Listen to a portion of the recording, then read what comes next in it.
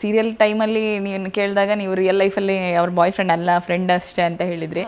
ಈಗ ಏನಾದ್ರು ಬದಲಾಗಿದೆಯಾ ಮಧುಶ್ರೀ ಲೈಫಲ್ಲಿ? ಯಾರಾದರೂ ಒಂದು ಚಾಮಿಂಗ್ ಹುಡುಗ ಬಂದಿಯಾರ ಹೇಗೆ? ನೋವೇ ಇಲ್ಲ, ಏನೂ ಬದಲಾಗಿಲ್ಲ. We are just friends. So ಅದ್ರ ಬಗ್ಗೆ ಎಲ್ಲ ಕಾನ್ಸಂಟ್ರೇಷನ್ ಬೇಡ ಅಂತ ಸುಮ್ಮನೆ ಇದ್ದೀನಿ. ಪ್ರಪೋಸಲ್ ಯಾವುದು ಬರಲಿಲ್ವಾ? ಪ್ರಪೋಸಲ್ ಬಂತು, ಬಟ್ ಬೇಡ ಅಂತ ಸುಮ್ಮನೆ ಇರೋದು. ಏನು ಈಗಲೇ ಮದುವೆ ಬೇಡ ಅಂತಾನೆ?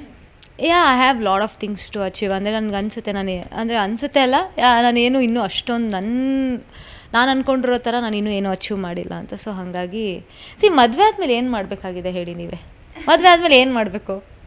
ಏನಿದೆ ಲೈಫಲ್ಲಿ? ಸೊ ಏನಾದರೂ ಒಂದು ಇಂಟ್ರೆಸ್ಟಿಂಗ್ ಅಂತ ಅನ್ಸೋದು ಮದುವೆಗೆ ಮುಂಚೆನೇ. ಸೊ ಹಾಗಾಗಿ ಲೈಫಲ್ಲಿ ಏನಾದರೂ ಅಚೀವ್ ಮಾಡಿ ಆಮೇಲೆ ಮದುವೆ ಆಗುತ್ತೆ. ಏನೇನು ಕ್ವಾಲಿಟಿ ಇರಬೇಕು ನಿಮ್ಮ ಹುಡುಗಂಗೆ ಅಂತ ನಿಮ್ಗೆ ಅನಿಸುತ್ತೆ? ಅಕಸ್ಮಾತ್ ಏನಾದರೂ ನೋಡೋದು ಅಥವಾ ಇಷ್ಟಪಡಬೇಕು ಅಂದರೆ ಯಾವ ರೀತಿ ಹುಡುಗರು ಇಷ್ಟ ಆಗ್ತಾರೆ?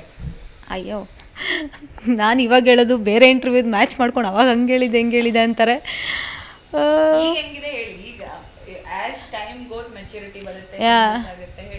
ಐ ಥಿಂಕ್ ಇವಾಗಿರೋ ಜನ್ರೇಷನಲ್ಲಿ we doesn't look at looks ಅಂತ. ಒಂದು ಫೀಲಿಂಗ್ಸ್ಗೆ ಸ್ಪಂದಿಸಬೇಕು. ಅಂದರೆ ದುಡ್ಡಂದೇ ಮ್ಯಾಟ್ರ್ ಅಲ್ಲ ನನ್ನ ಕೇಳಿದ್ರೆ. ಅಂದರೆ ಒಂದು ಲೈಫ್ ಪಾರ್ಟ್ನರ್ ಚೂಸ್ ಮಾಡೋದಕ್ಕೆ ಒಂದು ಲೈಫ್ ಮಾರಲ್ಸ್ನ ವ್ಯಾಲ್ಯೂ ಮಾಡಬೇಕು, ಆ್ಯಂಡ್ ಫೀಲಿಂಗ್ಸ್ಗೆ ವ್ಯಾಲ್ಯೂ ಮಾಡಬೇಕು, and you should have everything. ಅಂದರೆ ಒಂದೇನಂದರೆ ಹುಡುಗರ ಮೈಂಡ್ ಸೆಟ್ಟಲ್ಲಿ ಮುಂಚೆ ಅವ್ರು ಫ್ಲರ್ಟ್ ಮಾಡಿರ್ತಾರೋ ಇಟ್ ಡಸಂಟ್ ಮ್ಯಾಟರ್. ಬಟ್ ಒಂದು ಲೈಫ್ ಪಾರ್ಟ್ನರ್ ಅಂತ ಚೂಸ್ ಮಾಡಿದ್ಮೇಲೆ they should stick on to that. ಅದನ್ನು ಬಿಟ್ಟು ಲೈಫಲ್ಲಿ ಏನು ಮಾಡ್ಬೋದು ಅನ್ನೋದ್ರ ಬಗ್ಗೆ ಕಾನ್ಸಂಟ್ರೇಟ್ ಮಾಡೋರನ್ನ ಚೂಸ್ ಮಾಡಬೇಕು. ಅದನ್ನು ಬಿಟ್ಟು ನಾನು ಇಲ್ಲ ಹುಡುಗಿರನ್ನೇ ತುಂಬ ಜನನ ನೋಡ್ತೀನಿ ಅಂತಂದರೆ ಆ ಥರದವ್ರು ಸೆಟ್ ಆಗೋಲ್ಲ. ಅಂದರೆ ಆ ಥರದವ್ರು ಇದ್ದರೂ ಕೂಡ ಲೈಫ್ ಚೆನ್ನಾಗಿರಲ್ಲ. ಸೊ ಒಂದು ಹುಡುಗಿ ಅಂತ ಡಿಸೈಡ್ ಆಗಿ ಬೇರೆ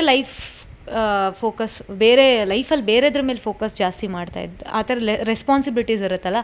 ಸೊ ರೆಸ್ಪಾನ್ಸಿಬಿಲಿಟೀಸ್ ಇರೋರನ್ನ we have to choose. Emotionally have to be connected for everything, ಎಲ್ಲದಕ್ಕೂ.